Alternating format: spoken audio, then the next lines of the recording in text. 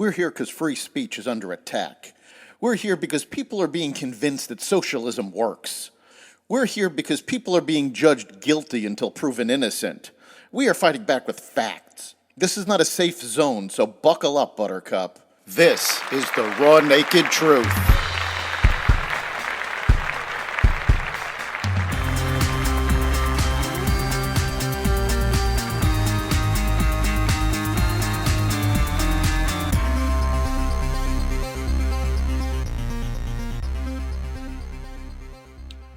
Welcome to the Raw Naked Truth. I'm your host, Eric Lopkin.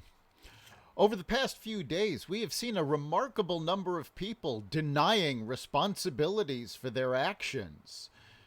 It is absolutely appalling that they are simply denying what everybody has seen. In fact, in many cases, on video. Let's start with Alec Baldwin. Baldwin is responsible for the death of cinematographer Halma Hutchins. Now, I'm not saying this was premeditated or even that it was murder. Baldwin held the gun, pulled back the hammer, and let it go while pointing the gun at her. Forgetting about whether or not this meets a legal definition of reckless endangerment, manslaughter, or any other charge, morally and factually, he is responsible. Anyone with even a passing familiarity with gun safety knows this. You do not point a gun at someone unless you plan to shoot. Cocking the hammer back and releasing it is the same as pulling the trigger. Baldwin claims to be completely ignorant of that fact in his interview with George Stephanopoulos. He claims he is not responsible because he did not pull the trigger. Although he does admit to pulling back the hammer and letting it go, which is the same thing. He is going about his life appearing as MC at an event in New York this week. He has stated he has no remorse, according to his own interview. While he claims to have assurances that he will not be charged, the Santa Fe District Attorney has said charges are not off the table. It is absolutely incomprehensible how, even if there is no legal responsibility, he does not feel an ounce of guilt. And of course, he's not the only actor to be claiming to be innocent this week. Jussie Smolett took the stand in his trial for faking a hate crime. He still claims to be the victim, despite video footage of him practicing for the incident. A check written by him to the people he hired to attack him, and the testimony of his accomplices. He continued his lie on the stand, which can get him a perjury charge.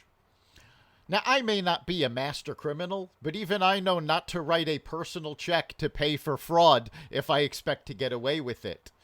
You don't practice the hoax in front of a camera. Though, given that Smolett is an actor, maybe he can't resist being on camera. Even his original story had more holes in it than a piece of Swiss cheese. He was out at 2 a.m.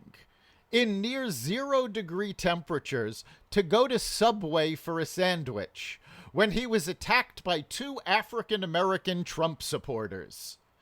The police didn't believe his story and performed a complete investigation, which is how they found the fraud.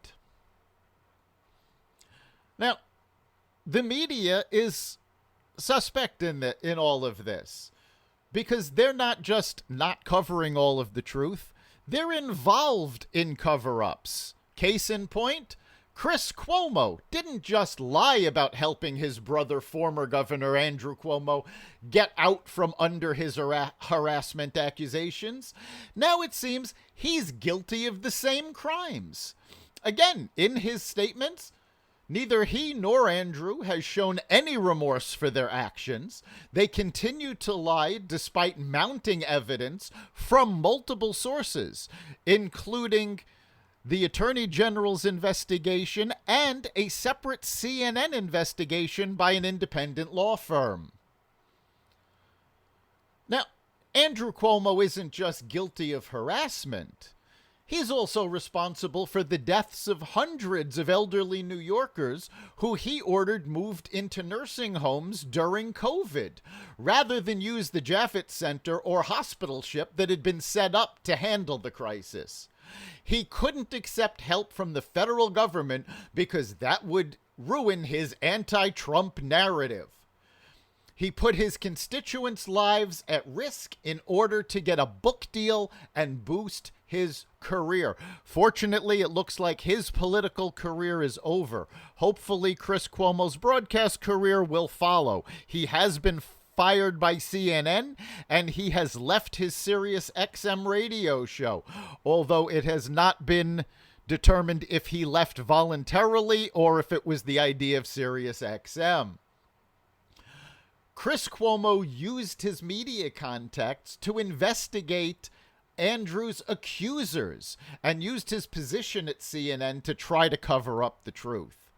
Now, Cuomo has never been a bastion of journalistic integrity, but CNN needs to see, wait a minute, we need to have at least minimal integrity here. And Cuomo covering up and working with his brother. We now found out during the Smolett testimony that Don Lemon was working with Jussie Smollett to tip him off. So the idea that the media is the fourth estate out for the truth certainly seems not to have applied to CNN. The constant denials of wrongdoing, backed up by a corrupt and inept liberal media machine, has given these people a false sense of security. They believe they are above the law, and they hold the American people in contempt. Well, we need to stand up to the media that has been supporting these disgusting actions. Stop watching the TV shows and movies that they're in. Stop listening to them in interviews. They need to understand that there are consequences to their actions. At the very least, their careers need to end. Even better is a jury verdict of guilty against Smolett and charges brought against the others for their actions. That's the raw, naked truth. You can catch us every episode, as well as the rest of the Xvadio podcast network at xvadio.com/podcasts. You can also find us on the Apple Podcasts app, Google Podcasts, Spotify, iHeartRadio, Stitcher, Amazon Music, Audible, and wherever you find podcasts. We'll see you next time.